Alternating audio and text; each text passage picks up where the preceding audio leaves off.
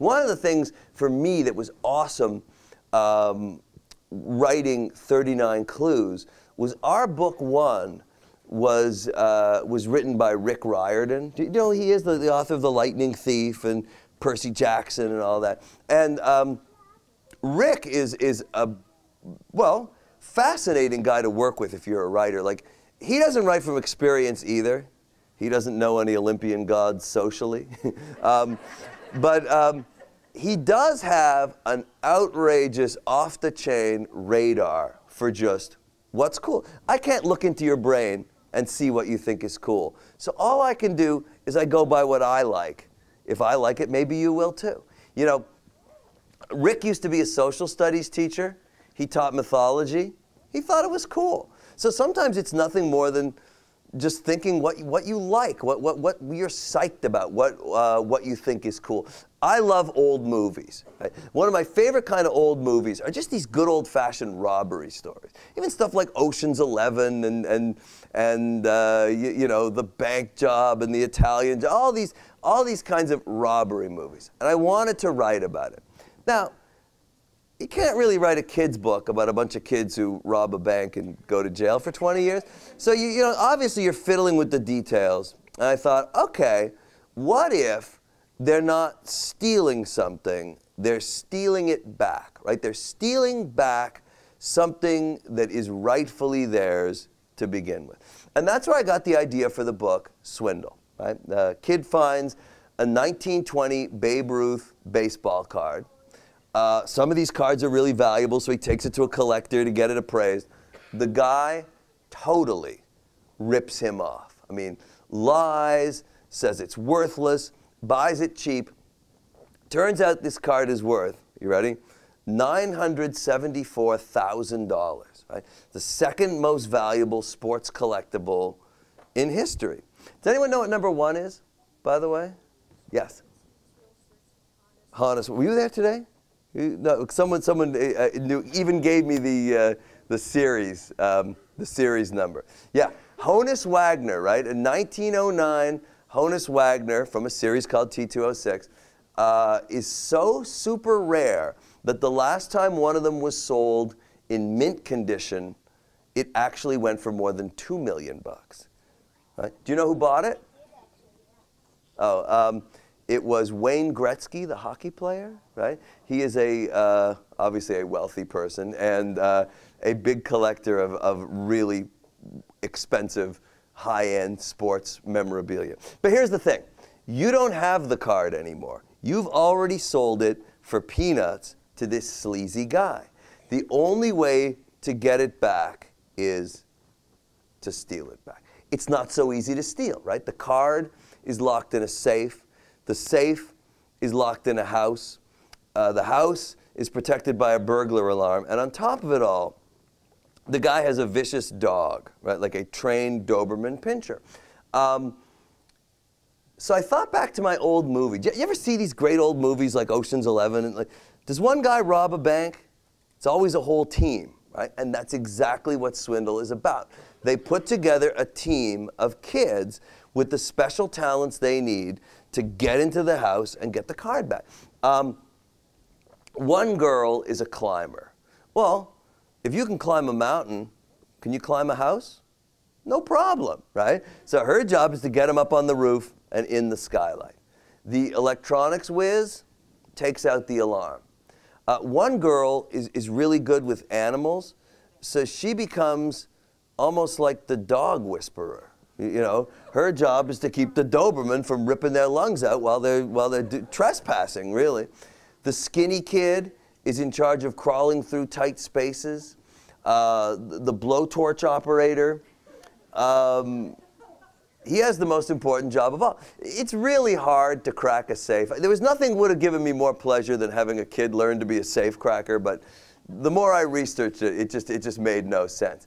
But it's not that hard to just burn a big hole in the side of it, right? Reach in and take out a $1 million baseball card. So here's this story that in a lot of ways I never even should have written. I mean, it's not a true story. I don't really know kids like that.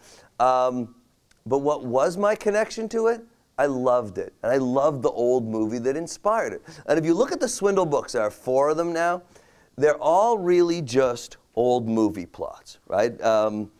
Right, can I hold your zoo break? So zoo break is prison break with zoo animals, right? Instead of breaking people out of jail, breaking, thank you, breaking mistreated animals out of a zoo, right? Framed is kind of like a classic wrong man. So, oh, wow, I've got lots of support here that's really good. So Framed is the wrong man story, thank you. And Show Off is the newest. Oh, and this is the book fair edition. I haven't even seen one of these before. Show Off is very fresh, January 2012. Show Off, now the movie's a little bit different for Show Off. Have you ever heard of an old movie called My Fair Lady? In My Fair Lady, they take a low-class English girl and transform her into a high-class English lady. In Show Off, it's basically My Fair Lady with the dog, right? They have to take this former attack dog and turn him into a show dog who is going to win the Global Kennel Society dog show. Problem is, a guard dog, you're sort of never completely not a guard dog, no matter how much you've been changed. So that guard dog is sort of trapped inside Luthor. He could go off at any minute. He's almost like a time bomb. Last thing you want in the middle of a fancy dog show is a time bomb. But that's what I love about the Swindle series is I can write these old movie plots that I love just with my regular group of characters. I said this at all the schools I was at today. Whenever you have a chance to pick your own topic for writing, always pick something you like.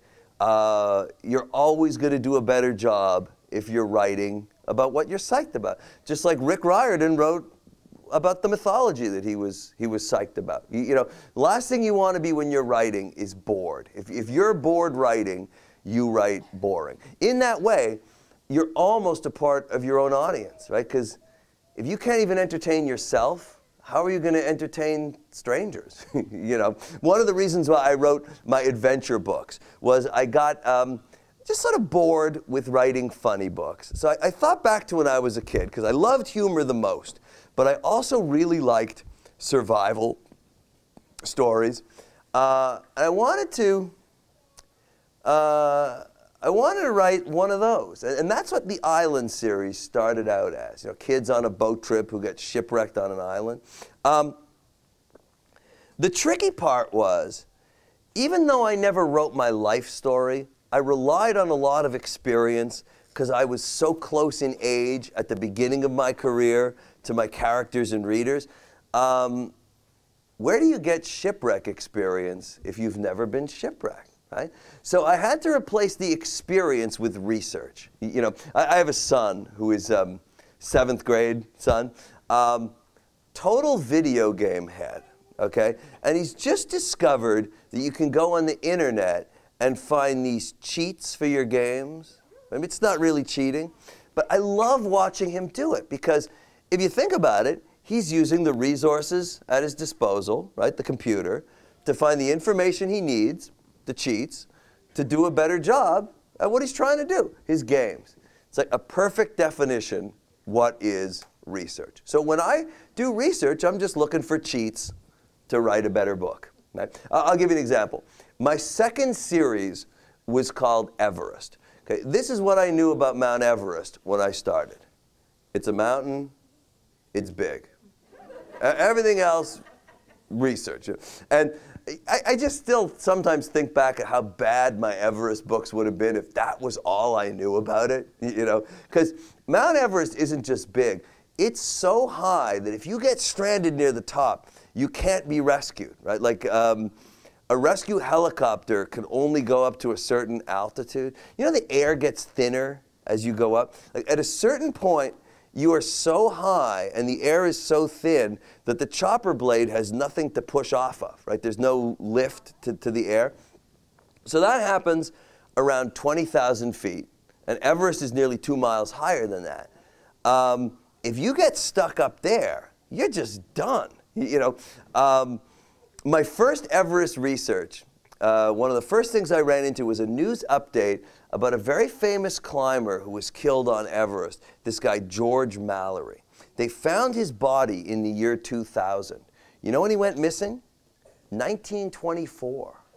He's still there, right? Because he got killed so high up that as soon as he died, he froze solid. And it just never gets warm enough for him to kind of unfreeze.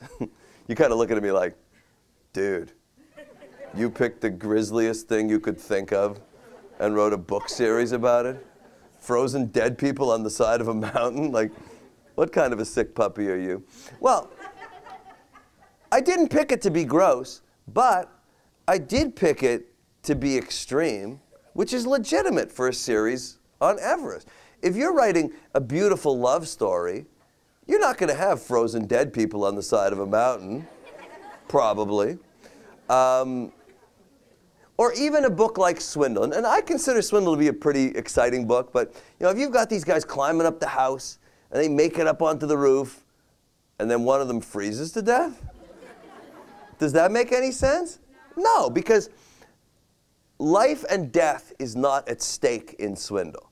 $1 million baseball card is. I mean, it's a boatload of money, but it isn't life and death. But in Everest, I mean, your life really is at stake every minute. I mean, for every 4 people who make it to the summit, on average, 1 climber dies trying. That was a key piece of research, because that told me, okay, if there are 4 teenagers on my team trying to become the youngest climber in history to conquer the world's highest mountain, there's a pretty decent chance maybe one of those 4 is not going to be coming home at the end. Right?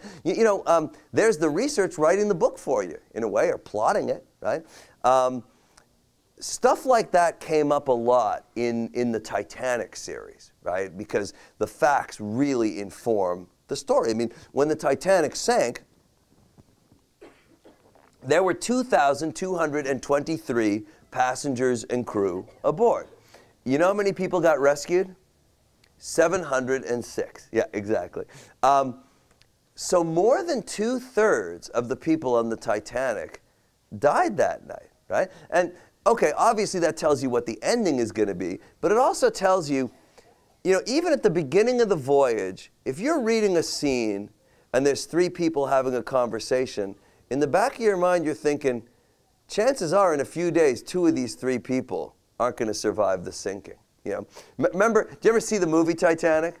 Remember the scene in the huge dining room they called the Grand Saloon? So all these giant tables of 12, as far as the eye can see. I mean, you can't even see the far bulkhead of the room. It's so big. And wow, in a few days, 8 of every 12 at those tables probably aren't going to make it. And that was really hard for me, because I kind of like happy endings. And I was first tempted to have all of my characters survive at the end of the series. And then I kind of thought to myself, is that reasonable? Not really. I mean, in a disaster where 2/3 of the people lose their lives, surely a couple of mine won't make it. And you know what? If I'm so married to the idea of a happy ending, why would I choose the Titanic as my topic in the first place, right? It isn't a happy ending.